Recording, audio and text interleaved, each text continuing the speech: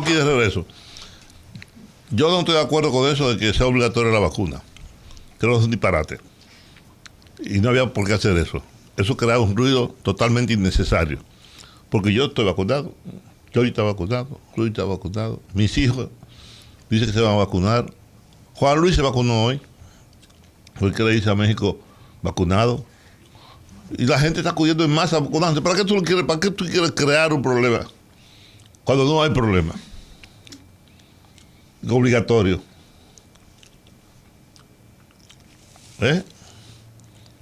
Además, yo lo que creo que sí puede ser obligatorio, que sí puede hacerse obligatorio, pero no hay que hacer una ley, sino una resolución de salud pública, de que los niños cuando nazcan hay que ponerle, antes de salir, unos niveles de vacuna para que salgan con ciertas inmunizaciones, como se hizo aquella vez, que una resolución para que los niños sean asentados en el libro y se le dé Sin embargo, las madres, por ser madres, todas van y llevan a sus niños vacunados. Todo el mundo. Sin que sea obligatorio. Sí, la gente va. Es lo que te digo, eso quizás yo podía entenderlo como una forma de comenzar un proceso de incluso de enseñanza de la importancia de la vacuna.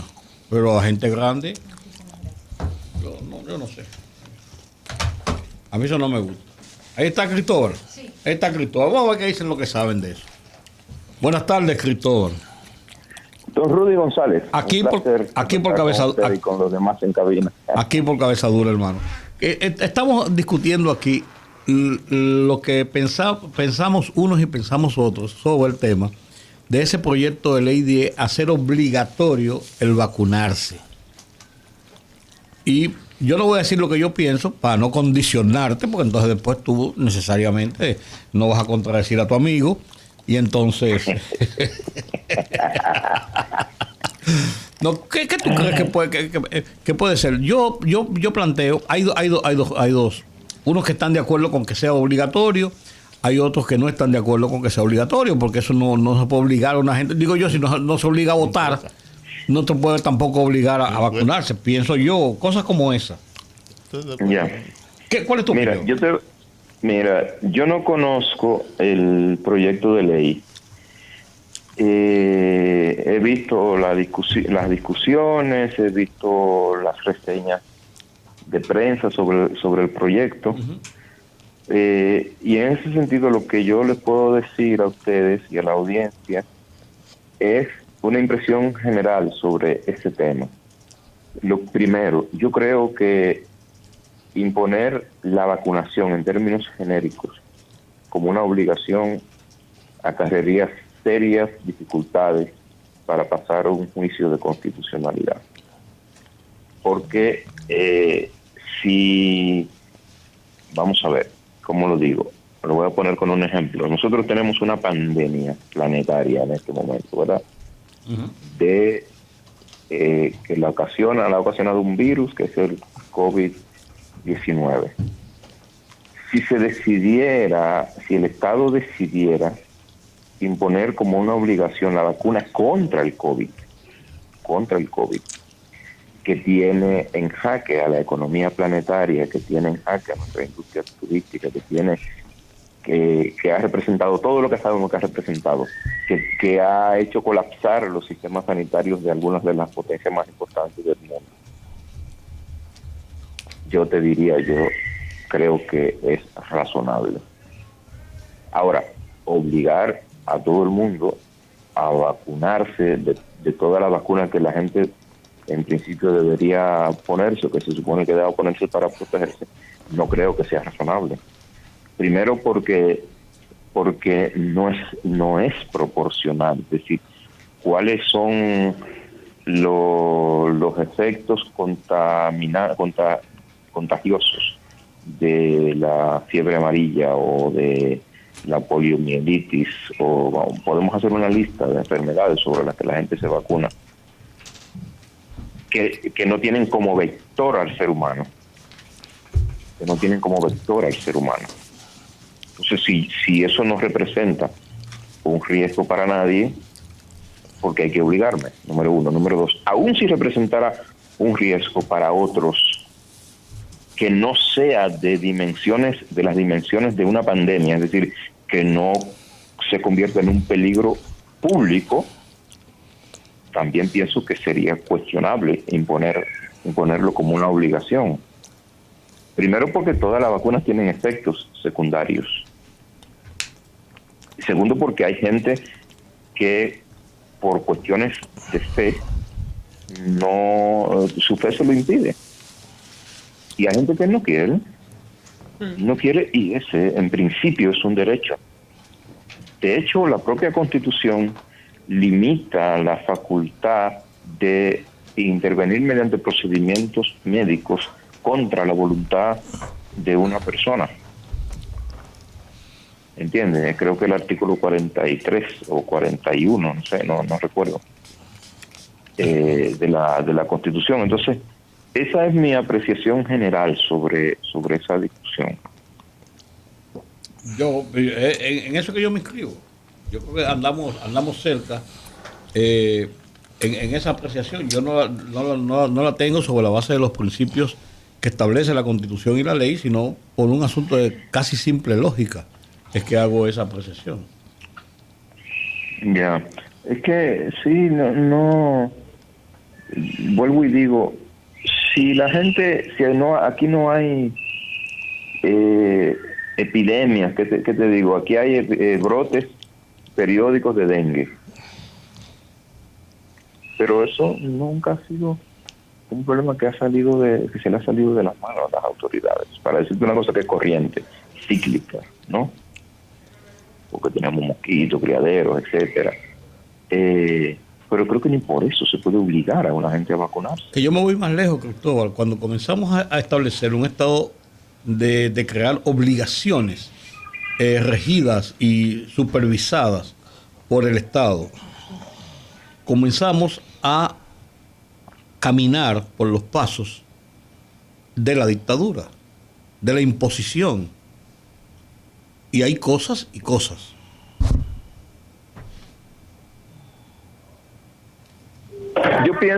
Yo pienso que el Estado tiene que estar limitado en su determinación de imponer como obligación cuestiones que a menos que no sea por una cuestión relevante de interés público. O sea, la salud pública está en riesgo, la economía pública está en riesgo, o la economía en general está en riesgo, que es lo que está pasando ahora. Yo estoy de acuerdo. O sea, yo diría, todo el mundo debería obligarse a vacunarse contra el COVID, salvo que haya cuestiones relevantes de fe o de incompatibilidad o de reacciones alérgicas. O sea, yo creo que eso se puede hacer, pero imponerlo como una obligación, vacunarse, no, a mí me parece que es irrazonable, así de entrada. Bueno, Cristóbal, no puedo desaprovechar esta oportunidad sin preguntarte para conocer tu opinión sobre el proyecto de Código Penal que fue aprobado en primera lectura en la Cámara de Diputados y ahora enviado de nuevo a la Comisión de Justicia para su revisión. ¿Qué valoración tienes de este Código Penal? Mire, don Giorgio, un placer oírle, como siempre. Gracias, igual. La comunidad penalista, los penalistas más reputados de este país, la mayoría son mis amigos, y con la mayoría he conversado y les he escuchado, consideran sumamente deficitario el proyecto de código que fue aprobado en primera lectura. Lo consideran como un retroceso considerable respecto del proyecto que se conoció en el año 2017 por muy diversas razones. Y yo pienso que eso debería llamar a la sensatez a las cámaras legislativas, en el sentido de que se amplíe la ventilación y la discusión digamos experta sobre el tema, porque una de las cosas que ha impedido o que ha limitado las posibilidades de una discusión general sobre el código es el hecho de la concentración del debate en un tema, que es el del aborto y las causales.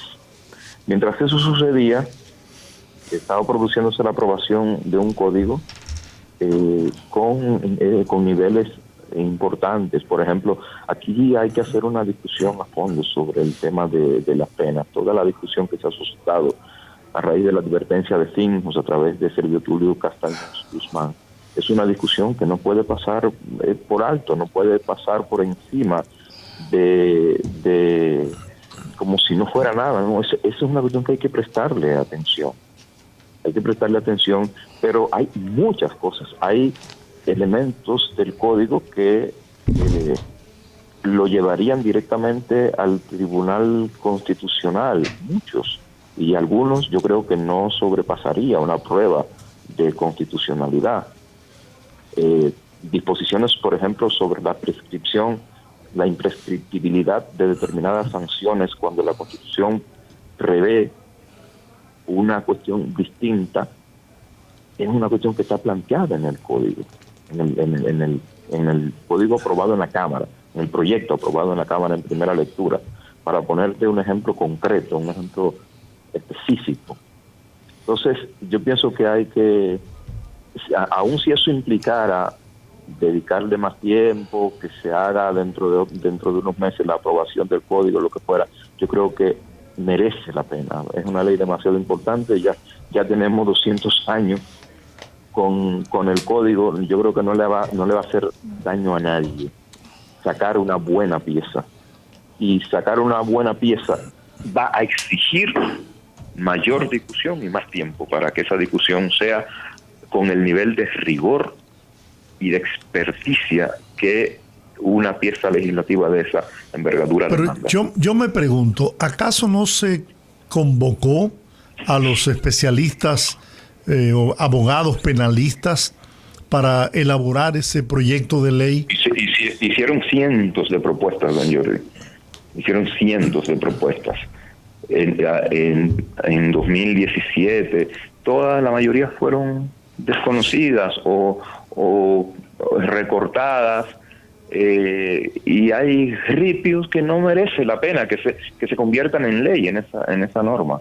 No merece la pena, de verdad. O sea, no, yo sé que hay mucho deseo de que haya un nuevo código, pero más que un nuevo código, lo importante es que haya un código que se compadezca con las exigencias normativas de la sociedad de hoy en República Dominicana. Y no estoy hablando del aborto no estoy hablando del código en general. Si vamos a adoptar un código, vamos a adoptar un código. Vamos a adoptar un código que resista los próximos 100 años, por lo menos. Sí, sí. Lo que yo no entiendo es cómo después de tantos años, con el código dando vuelta, lo aprobaron hace como 4 años y lo devolvieron y lo mandaron al Poder Ejecutivo. El Poder Ejecutivo le vuelve para atrás solamente con el tema de las 3 causales, todo lo demás estaba bien. Déjame decírtelo con otro ejemplo, Rudy. Sí. Nos pasamos 20 años discutiendo de la ley de partidos. Y 20 años después tuvimos el tollo de ley de partidos. Un desastre. Eso es lo que un desastre. Eso es lo que uno no entiende. Entonces no podemos correr ese riesgo con el código. No debemos correr. Pero todavía más reciente, Cristóbal, hace 3 meses, el Poder Ejecutivo con unos expertos que hicieron un análisis. Finjus por otro lado, la comisión de qué sé yo qué cosa por otro lado. O sea, entraron como 5, 6, 7 documentos con nuevos puntos, y todavía después que se manejan esos, siguen apareciendo puntos. O sea, yo creo que lo mismo es que lo que yo no entiendo. La OEA propició un proyecto, la Junta sometió un proyecto de ley de partidos. Es decir, siempre lo mismo. No es porque no hay participación especializada, porque al final en las cámaras se inspiran, en las comisiones se inspiran, y entonces meten cosas. No todas las inspiraciones dan buenos poemas, ¿no? Eso los que son poetas lo saben. No toda inspiración genera un buen poema. Bueno, pues no toda inspiración normativa genera una buena pieza legislativa. Abusando de tu amistad, ¿no? Ya como último tema, para sacarte un poquito el jugo, la ley de extensión de dominio. Esa es una norma pendiente, sensible, que genera mucha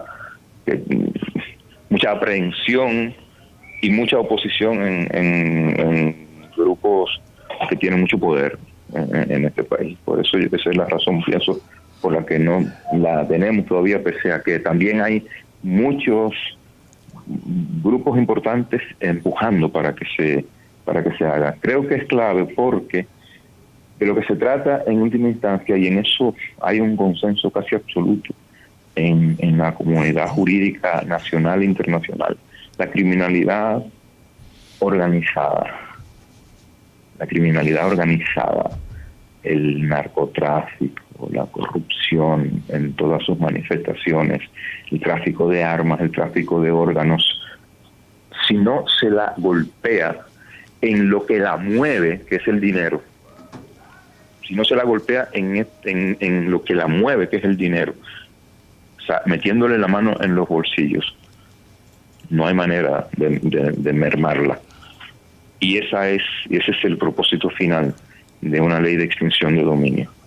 Por eso es que es tan importante que esa pieza se apruebe.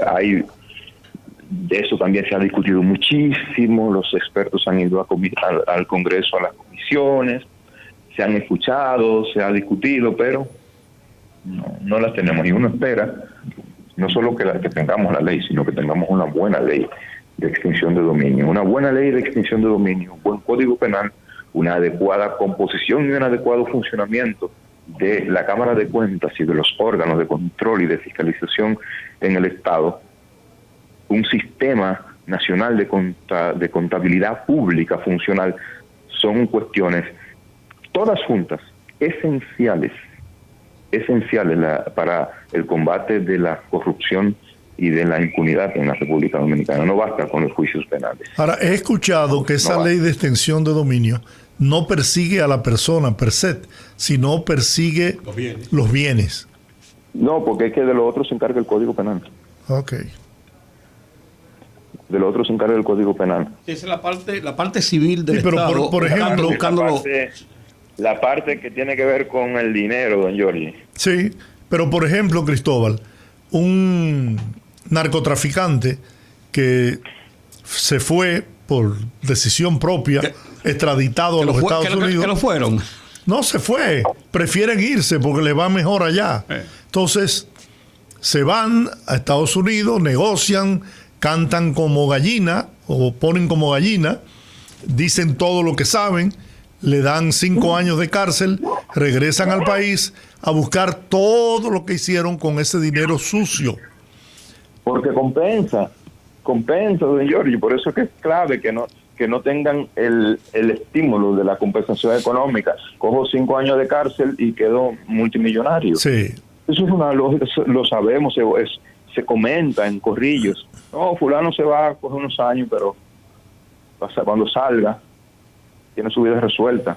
Es lo que te digo, pero aquí no hay manera, en este momento no hay manera de tú marcharle a esas fortunas. Mala vida. Legalmente. Es muy difícil, por eso es que es tan importante la ley. La ley, ¿verdad? Legalmente, porque muchas veces aquí se quedan con todas las cosas que incautan. Sí, pero ahí no, la realidad. El Código Penal, como dijo Cristóbal, se encargaría de la persona. Pero si ya fue juzgado, condenado en Estados Unidos y aquí se le retiraron los cargos para poderlo extraditar, todavía aún así sería no, porque una persona no puede pasible, ser juzgado por el mismo delito. Es lo que te digo. Entonces, en ese caso, mientras no tengamos la ley, don Jordi, estamos en poca cosa. Bueno. Cristóbal, muchas gracias, como siempre.